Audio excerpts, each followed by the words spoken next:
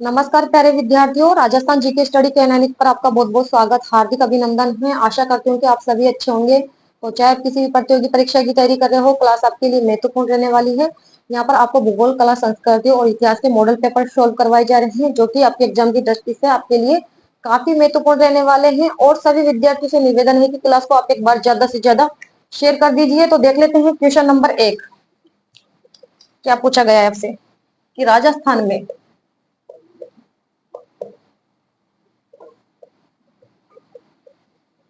प्रथम मृदा परीक्षण प्रयोगशाला है। आपको ऑप्शन दे दिए गए यहाँ पर जयपुर, जोधपुर, बीकानेर और डी ऑप्शन में आपको दे दिया गया है बाड़मेर। बताइए क्वेश्चन नंबर 1 का राइट आंसर क्या करोगे कि राजस्थान में प्रथम मृदा परीक्षण प्रयोगशाला है, कहाँ पर है? कहाँ पर है? जोधपुर में। यहाँ पर राइट आंसर हमारा बी ऑप्शन हो जाएगा, प्रथम मृदा परीक्षण प्रयोगशाला। ये है कहाँ पर? जोधपुर में। और इसकी जो स्थापना है ये कब की गई थी? 1958 में। अगर आपसे दूसरी पूछ लिया जाए कि दूसरी मृदा परीक्षण प्रयोगशाला कहाँ पर है, तो वो है जयपुर में। ध्यान में रखना है, ठीक है। क्वेश्चन बनकर आ सकता है कि मृदा दिवस मनाया जाता है कब? तो ये मनाया जाता है 5 दिसंबर को, ठीक है। यहाँ से भी क्वेश्चन बनकर आ सकता है। तो प्रथम मृदा परीक्षण प्रयोगशाला जोधपुर में है, जिसकी स्थापना 1958 में कर दी गई थी।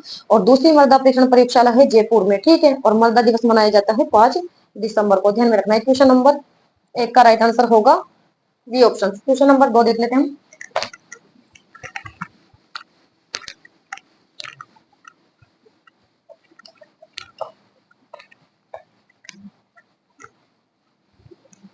क्वेश्चन नंबर 2 में आपसे क्या पूछा गया है कि राजस्थान का राज्य गीत, राजस्थान का राज्य गीत केसरिया, वनम, सर्वप्रथम किसके द्वारा गाया गया?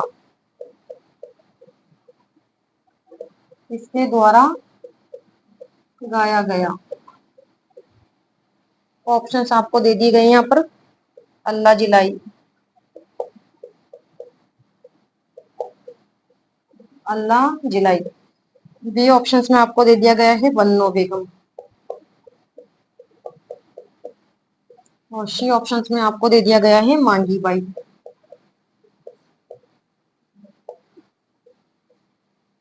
और डी ऑप्शंस में आपको दे दिया गया है गबरी बाई। बताइए क्वेश्चन नंबर 2 का राइट आंसर कि राजस्थान का राज्य गीत केसरिया बालम सर्वप्रथम किसके द्वारा गाया गया? आपको पता है जो राजस्थान का राज्य गीत है कौन सा है? केसरिया बालम है। और सर्वप्रथम किसके द्वारा गाया गया, ये पूछा गया है यहाँ पर। तो किसके द्वारा गाया गया था ये गीत? मांगी बाई के द्वारा। राइट आंसर हमारा सी ऑप्शन हो जाएगा, केसरिया बालम गीत सर्वप्रथम तो गाया गया था किसके द्वारा? मांगी बाई के द्वारा। मांगी बाई। और ये मांगी बाई कहाँ की है? उदयपुर की। कौन सी गायिका है ये? मांड गायिका है, ठीक है। और अंतरराष्ट्रीय स्तर पूछ लिया जाए आपसे कि अंतरराष्ट्रीय स्तर पर ये गीत किसके द्वारा गाया गया? तो ये गाया गया था अल्लाह जिलाई। ध्यान में रखना है आपको। अल्लाह जिलाई का संबंध कौन से जिले से है? बीकानेर। और ये कौन सी गायिका है? ये भी मांड गायिका है। क्वेश्चन बनकर आ सकता है कि राजस्थान का जो राज्य गीत केसरिया बालम है वो कौन सी शैली में गाया गया था? तो आपको ध्यान में रखना है मांड, मांड गायन शैली, ठीक है। मांड गायन शैली में ये गीत गाया गया था, ठीक है। और अंतरराष्ट्रीय स्तर पर अन्ना जिलाई के द्वारा गाया गया था, जिनके कारण उनको 1982 में पद्मश्री पुरस्कार से सम्मानित किया गया था, ठीक है।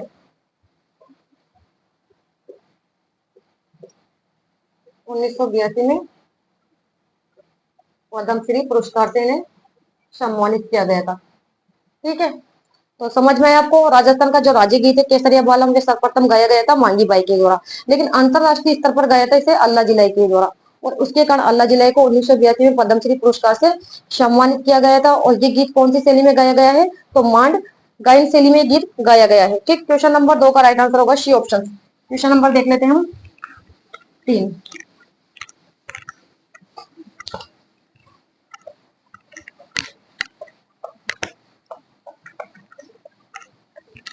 क्वेश्चन नंबर 3 क्या पूछा गया है कि निम्न में से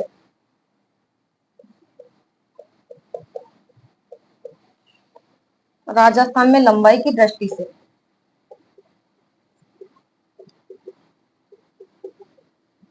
लंबाई की दृष्टि से सबसे छोटा राष्ट्रीय राजमार्ग है, सबसे छोटा राष्ट्रीय राजमार्ग है। यहाँ पर राजमार्गों के नाम दे दिए गए हैं आपको राष्ट्रीय राजमार्ग को, NH 15 और NH 65, NH 76, और डी ऑप्शन में आपको दे दिया गया है NH 71B। बताइए क्वेश्चन नंबर 3 का राइट आंसर कि निम्न में से राजस्थान में लंबाई की दृष्टि से है जो कि सबसे छोटा राष्ट्रीय राजमार्ग है। सबसे छोटा राष्ट्रीय राजमार्ग तो आपको पता है कि NH 71B है। यहाँ पर राइट आंसर हमारा डी ऑप्शन हो जाएगा, और सबसे बड़ा NH 15। और क्वेश्चन बनकर आ जाए कि सबसे बेस्ट, तो क्या करोगे फिर, सबसे व्यस्त राष्ट्रीय राजमार्ग कौन सा है राजस्थान का, तो आपको करना है NH 8, ठीक है। सबसे बड़ा राष्ट्रीय राजमार्ग कौन सा है, NH 15 है। सबसे छोटा NH 71B है, और सबसे व्यस्त राष्ट्रीय राजमार्ग है राजस्थान में तो NH 8, ठीक है। यहाँ पर राइट आंसर हमारा डी ऑप्शन होगा। क्वेश्चन नंबर देख लेते हैं हम 4।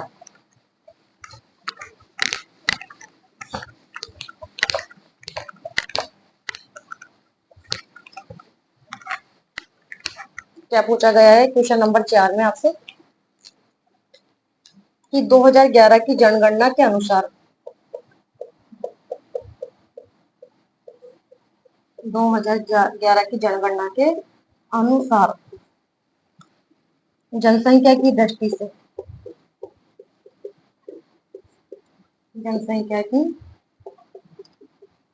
दृष्टि से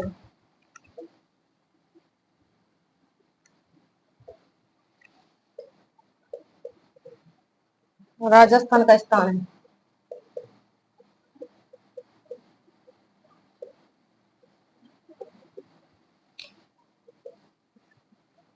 ऑप्शंस आपको दे दी गए हैं यहाँ पर। बताइए क्वेश्चन नंबर 4 का राइट आंसर। ये 2011 की जनगणना के अनुसार जनसंख्या की दृष्टि से राजस्थान का स्थान पूछ रहा है। 2011 की जो जनगणना है वो कौन सी जनगणना है, क्वेश्चन बनकर आ सकता है कि 2011 की जनगणना कौन सी जनगणना है, तो आपको ध्यान में रखना है ये 15वीं जनगणना है, ठीक है। और 2011 की जनगणना के अनुसार जनसंख्या की दृष्टि से राजस्थान का स्थान पूछा जाए तो आपको करना है 8वां स्थान, ठीक है। तो आपको जो क्वेश्चन यहाँ पर सोल्व करवाए जा रहे हैं 10, उसमें से आप ये देखिए आपके कितने राइट निकलते हैं और कितने रोंग निकलते हैं। आप अपनी तैयारी को परखिए और जांचिए, ठीक है। क्वेश्चन नंबर देख लेते हैं 5।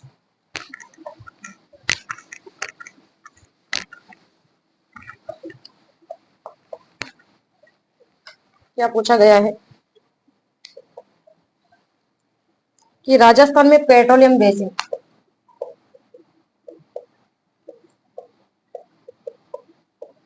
राजस्थान में पेट्रोलियम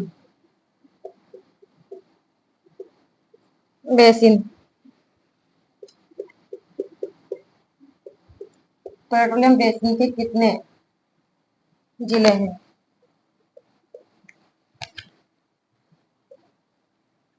12, 14,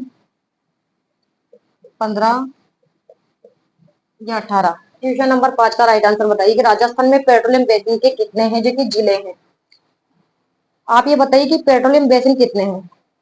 अगर क्वेश्चन बनकर आ जाए कि राजस्थान में पेट्रोलियम बेसिन है कितने, 2 हैं या 4 है या 6 है या फिर 8 है, तो क्या करोगे। कितने हैं पेट्रोलियम बेसिन। 4 पेट्रोलियम बेसिन, ये है 4। ठीक है। पेट्रोलियम के जिले पूछा जाए आपसे, पेट्रोलियम जिले, तो ये है 14। ठीक है, ध्यान में रखना है। तो यहाँ पर राइट आंसर हमारा बी ऑप्शन हो जाएगा। और देख लेते हैं पेट्रोलियम बेसिन कौन कौन से हैं और कौन कौन से वो 14 जिले हैं। तो राजस्थान के नक्शे के हिसाब से इसे समझ लेते हैं। ठीक है, एक तो है बीकानेर और नागौर बेसिन, बीकानेर और नागौर बेसिन। ठीक है, इसके अलावा दूसरा बेसिन है जैसलमेर, जैसलमेर बेसिन। तीसरा बेसिन है बाड़मेर सांचौर बेसिन। नाम भी याद होने चाहिए आपको कौन कौन से बेसिन है। बाड़मेर सांचौर बेसिन। ठीक है, 3 हो गए। और चौथा बेसिन है विंध्यन बेसिन, विंध्यन बेसिन। ठीक है, अब इनमें कौन कौन से जिले आते हैं देख लेते हैं। बीकानेर और नागौर बेसिन में, बीकानेर, नागौर, श्री गंगानगर, हनुमानगढ़ और चूरू। कितने हो गए ये, 5। ठीक है, इसके अलावा विंध्यन बेसिन में देख लेते हैं हम, कोटा, बूंदी, बारा, झालावाड़, चित्तौड़गढ़ और भीलवाड़ा। ठीक, कितने हो गए ये, 6। 6 और 5 11, तो ये हो गए। ठीक है, इसके अलावा बाड़मेर बेसिन, बाड़मेर बेसिन में आता है बाड़मेर और जालोर, बाड़मेर और जालोर, ये 2 जिले आते हैं। ठीक है, और जैसलमेर बेसिन में जैसलमेर, ओनली जैसलमेर। ठीक है, तो देख लीजिए, अब काउंट कर लीजिए कितने जिले हो गए। 4 बेसिन तो ये हो गए। ठीक है, बीकानेर नागौर बेसिन, इसके अलावा जैसलमेर बेसिन, बाड़मेर सांचौर बेसिन और विंध्यन बेसिन, 4 बेसिन हो गए। और पेट्रोलियम के कितने जिले हैं, 14 जिले हैं। तो आप काउंट कर लीजिए, 5 और 6 11। ठीक है, 11 और 2 कितने हो गए, 13 और 1 की 14। ठीक है, समझ में आपको। तो राइट आंसर हमारा होगा बी ऑप्शन। क्वेश्चन नंबर देख लेते हैं 6। आपको समझ में आना बहुत जरूरी है। ठीक है, यहाँ पर जो भी क्वेश्चन आपको सॉल्व करवाए जा रहे हैं ना, तो वो आपको समझ में आना बहुत जरूरी है।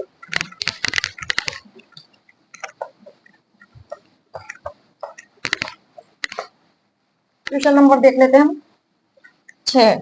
इसमें क्या पूछा गया है आपसे कि पृथ्वीराज के 12 खंभों की छतरी,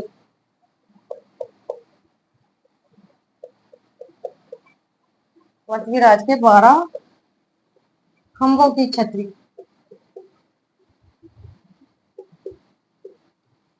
इस दुर्ग में स्थित है। इस दुर्ग में स्थित है, ये पूछा गया है बस आपसे। यहाँ पर आपको दुर्गों के नाम दे दिए गए हैं, मेहरानगढ़, बी ऑप्शन में आपको दे दिया गया है गोगुंडा किला, और सी ऑप्शन में आपको दे दिया गया है कुंभलगढ़, और डी ऑप्शन में आपको दे दिया गया है चित्तौड़गढ़। बताइए क्वेश्चन नंबर 6 का राइट आंसर। विगत परीक्षा में पूछा गया क्वेश्चन है, पृथ्वीराज के 12 खंभों की छतरी किस दुर्ग में स्थित है। कौन से दुर्ग में स्थित है, पृथ्वीराज के 12 खंभों की छतरी कुंभलगढ़ दुर्ग में। राइट आंसर सी ऑप्शन होगा। कुंभलगढ़ दुर्ग कहाँ पर है, राजसमंद में स्थित है। इसके अलावा क्वेश्चन बनकर आ सकता है कि 84 खंभों की छतरी कहाँ पर स्थित है। 84 खंभों की छतरी है बूंदी में। ठीक है, और 80 खंभों की छतरी है अलवर में। 32 खंभों की छतरी है रणथंभौर में। इसके अलावा 32 खंभों की छतरी है एक मांडलगढ़ दुर्ग, मांडलगढ़ दुर्ग भीलवाड़ा में। ठीक है। इसके अलावा पूछा जाए कि एक खंभों की छतरी कहाँ पर है, तो ये भी रणथंभौर में है, ध्यान में रखना है। इसके अलावा 18 खंभों की छतरी या फिर पूछा जाए 20 खंभों की छतरी, तो यह है जोधपुर में। ठीक है। या फिर पूछ लिया जाए कि 16 खंभों की छतरी कहाँ पर है, तो ये नागौर में है। 8 खंभों की छतरी कहाँ पर है, तो ये बांडोली, वांडोली में है, महाराणा प्रताप की छतरी। ठीक है, ध्यान में रखना है। तो यहाँ से है जो कि छतरी से संबंधित क्वेश्चन है, एग्जाम के अंदर अधिकतर पूछे जाते हैं। तो यहाँ पर तो राइट आंसर हमारा सी ऑप्शन होगा।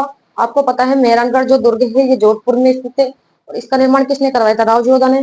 गोगुंदा का किला उदयपुर में स्थित है, और कुंभलगढ़ जो दुर्ग है राजसमंद में स्थित है, और चित्तौड़गढ़ का जो किला है हिमेशा के पठार पर स्थित है। क्वेश्चन नंबर देख लेते हैं 7।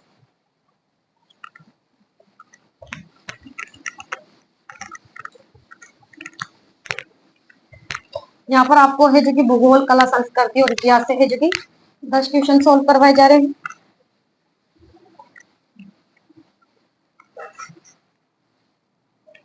क्वेश्चन नंबर 7 में आपसे क्या पूछा गया है कि सुमेलित करें, सुमेलित करें। यहाँ पर आपको लेखक दे दिए गए हैं और यहाँ पर मूल पाठ। यहाँ पर लेखक का नाम दे दिया गया है गिरिधर ओसिया। यहाँ पर रचनाओं का नाम दे दिया गया है विजयपाल रासो। बी ऑप्शंस में आपको दिया गया है जलहा शगत रासो, और सी ऑप्शंस में आपको दे दिया गया है सूर्यमल मिश्रण, सॉरी नल सिंह, नाला सिंह, बुद्धि रासो, बुद्धि राशो, और डी ऑप्शन में आपको दिया गया है सूर्यमल मिश्रण,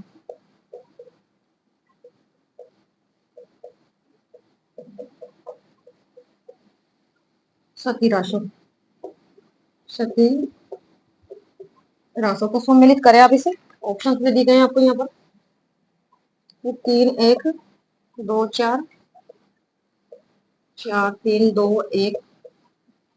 सी ऑप्शन में आपको दिया गया है 3 1 2 4 और 2 3 1 और 4। बताइए क्वेश्चन नंबर 7 का राइट आंसर आप क्या करोगे कि सुमेलित करें। लेखक और मूल पाठ दे दिए गए हैं आपको यहाँ पर। तो गिरधर ओशिया के द्वारा कौन से ग्रंथ की रचना की गई है, इनके द्वारा तो सगत राशो, दूसरा ऑप्शन। यहाँ पर 3 आ रहा है, इस वजह से कट हो गया, 4 आ रहा है, बचे 2 ऑप्शन। सॉरी यहाँ पर भी 3 ही आ रहा है, इस वजह से ये भी कट हो गया। गिरधर ओशिया के द्वारा सगत राशो की, और जल के द्वारा है जी बुद्धि राशो की, और नाला सिंह के द्वारा विजयपाल राशो की। इसके अलावा सूर्यमल मिश्रण के द्वारा है शती राशो। ठीक है, समझ में आया। गिरधर ओशिया सगत राशो दूसरा ऑप्शन, जल के द्वारा बुद्धि राशो तीसरा ऑप्शन, और नाला सिंह के द्वारा विजयपाल राशो एक, और सूर्यमल मिश्रण के द्वारा शती रासो। ठीक है, हमारा राइट आंसर होगा डी ऑप्शन। इस प्रकार से आपको रचना और लेखकों के नाम भी वहां पर दिए जा सकते हैं सुमेलित करने के लिए। तो क्वेश्चन नंबर 7 का जो राइट आंसर है वो डी ऑप्शन होगा। क्वेश्चन नंबर देख लेते हैं 8।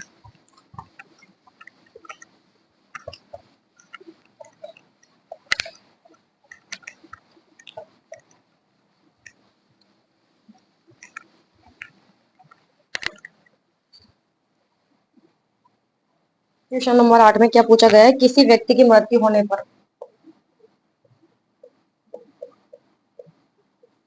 किसी व्यक्ति की मृत्यु होने पर शोक व्यक्त करने के लिए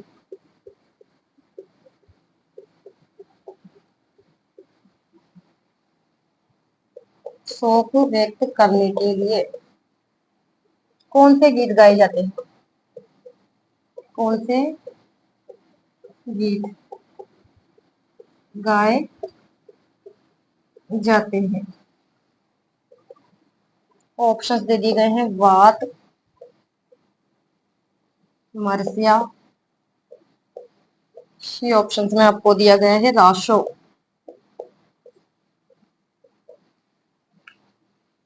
और ख्यात। बताइए क्वेश्चन नंबर 8 का राइट आंसर। किसी व्यक्ति की मृत्यु होने पर शोक व्यक्त करने के लिए कौन से गीत गाए जाते हैं? तो यहाँ पर नाम से ही स्पष्ट हो रहा है, चार ऑप्शंस में से देख लीजिए आप कौन सा ऑप्शन होगा।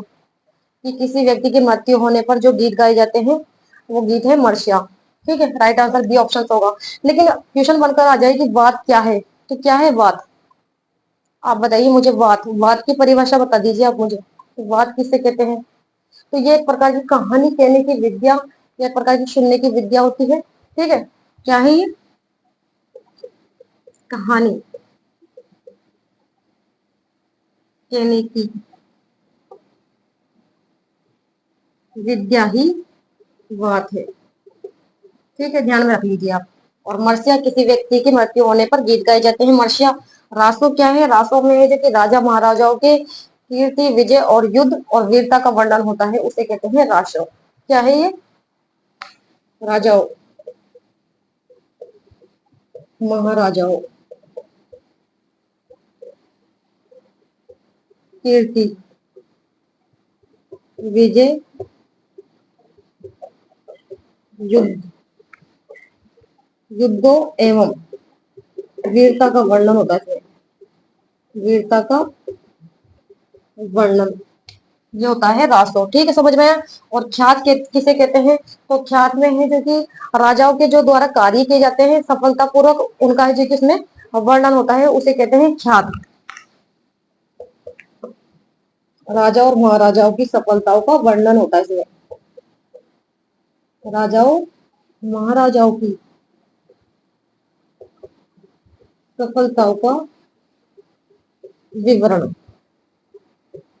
सफलता का उसमें विवरण होता है और उसे कहते हैं ख्यात। समझ में आया आपको कि बात किसे कहते हैं? तो बात तो एक कहानी कहने की विद्या होती है।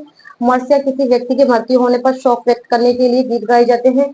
रासों में जो कि राजा और महाराजों की कीर्ति, विजय, युद्ध और है जो कि वीरता का जो कि वर्णन होता है। जबकि ख्यात क्या है?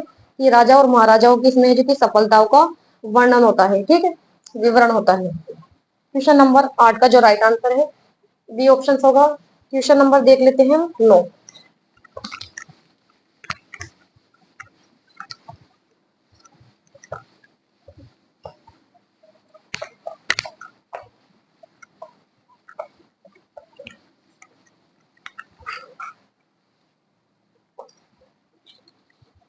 क्वेश्चन नंबर 9 आपसे पूछा गया है इसमें यूनानी शासक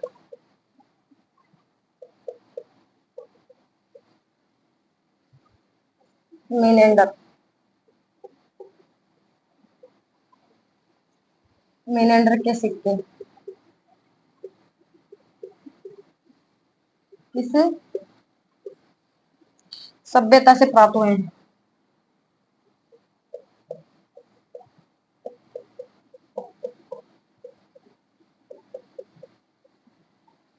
यहाँ पर आपको सभ्यताओं के नाम दे दिए गए हैं, बेराट, कालीबंगा, गणेश्वर और बालाकृत। बताइए क्वेश्चन नंबर 9 का राइट आंसर। यूनानी शासक मेनेंडर के सिक्के किस सभ्यता से प्राप्त हुए हैं? कौन सी सभ्यता से प्राप्त हुए हैं?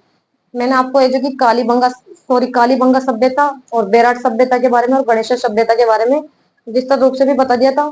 तो बताइए यूनानी शासक मेनेंडर के सिक्के किस सभ्यता से प्राप्त हुए हैं? तो यहाँ पर राइट आंसर हो जाएगा हमारा ए ऑप्शन, बेराट सभ्यता से। और बेराट सभ्यता की खोज किसके द्वारा की गई थी अभी बताइए, और कब की गई थी? दयाराम साहनी के द्वारा 1936 में,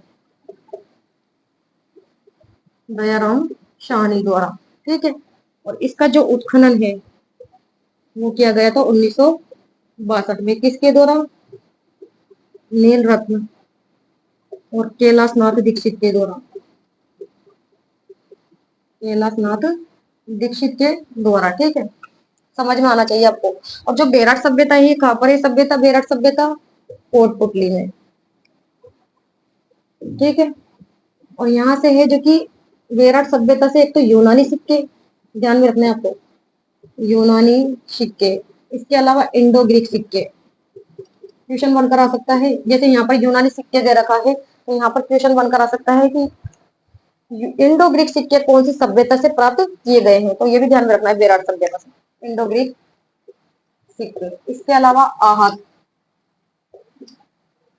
आहत या पंचमार्क सिक्के, ये भी बेरठ सभ्यता से प्राप्त किए गए हैं। और जो बेरठ सभ्यता है मत्स्य जनपद की राजधानी, मत्स्य जनपद की राजधानी कौन है, बेरठ। और बेरठ का प्राचीन नाम क्या है आप मुझे बताइए, प्राचीन नाम विराटनगर, विराट नगर, ठीक है। और बेरठ सभ्यता कहाँ है, कोटपुतली में। इसकी खोज 1936 में दयाराम साहनी के द्वारा की गई थी। और उत्खनन है जो कि 1962 में नीलरत्न और कैलाशनाथ दीक्षित के द्वारा किया गया था, कोटपुतली में है और मत्स्य जनपद की राजधानी है। इसके अलावा बेरठ का प्राचीन क्या नाम है, उसका नाम है विराटनगर, ठीक है। यहाँ से यूनानी सिक्के, इंडो ग्रीक सिक्के, आह सिक्के, पंचमार्क सिक्के प्राप्त किए गए थे। जबकि कालीबंगा सभ्यता हनुमानगढ़ में है और गणेश्वर सभ्यता है सीकर में। और बालातल सभ्यता कहाँ पर है, उदयपुर में, ठीक है, ध्यान में रखना है। क्वेश्चन नंबर 9 का जो राइट आंसर है ए ऑप्शन होगा। क्वेश्चन नंबर देख लेते हैं हम 10।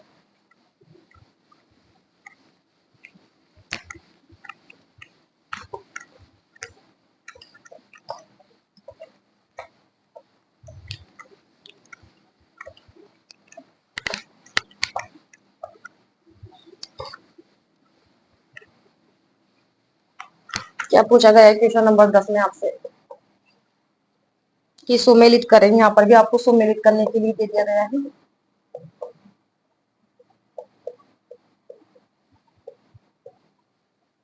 यहाँ पर तो आप तुक्का भी लगा सकते हो।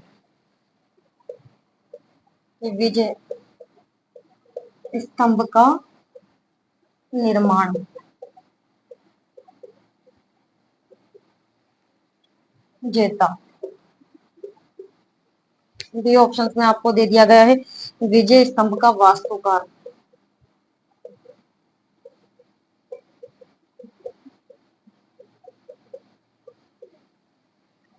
स्वरूप सिंह। और सी ऑप्शन में विजय स्तंभ का पुनः निर्माण, विजय स्तंभ का पुनः निर्माण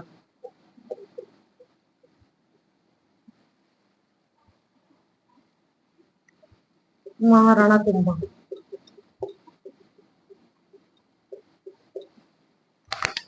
ऑप्शंस आपको दे दिए गए हैं, यहाँ पर सुमेलित करो तो आप इसे 1 2 3 3 2 1। सी ऑप्शंस में आपको दिया गया है 3 1 2 और डी ऑप्शंस में आपको दे दिया गया है 2 1 3। तो इसका तो सभी आप राइट आंसर कर दोगे, ठीक है। सुमेलित करें, यहाँ पर आपको विजय स्तंभ का निर्माण, वास्तुकार और पुनः निर्माण। तो आपको पता है विजय स्तंभ का निर्माण तो किसने करवाया था, महाराणा कुंभा ने। तीसरा ऑप्शन यहाँ 2 आ रहा है, इस वजह से कट हो गया। और यहाँ पर 1 आ रहा है, इस वजह से कट हो गया। बचे 2 ऑप्शन हमारे पास। और विजय स्तंभ का वास्तुकार है जेता, 3 और 1। यहाँ पर 2 आ रहा है, इस वजह से कट हो गया, 3 और 1। और विजय स्तंभ का पुनर्निर्माण करवाया था स्वरूप सिंह के द्वारा, 3 और 1 और 2। विजय स्तंभ का निर्माण महाराणा कुंभा ने, विजय स्तंभ का वास्तुकार जेता है और विजय स्तंभ का पुनर्निर्माण करवाया था Swaroop Singh. Right answer C option हो जाएगा। तो जो महाराणा कुंभा थे उन्होंने जो 84 दुर्गों में से 32 दुर्गों का निर्माण करवाया था, ठीक है। तो आज के हमने 10 क्वेश्चन सोल्व कर लिए हैं। और सभी विद्यार्थियों से निवेदन है, क्लास को आप एक बार ज्यादा से ज्यादा फिर से शेयर कर दीजिए। और क्लास अच्छी लगी हो तो लाइक करो, शेयर करो एंड सब्सक्राइब करना ना भूले। तो नेक्स्ट क्लास में मिलते हैं नए 10 क्वेश्चनों के साथ। तब तक के लिए धन्यवाद। Thank you so much.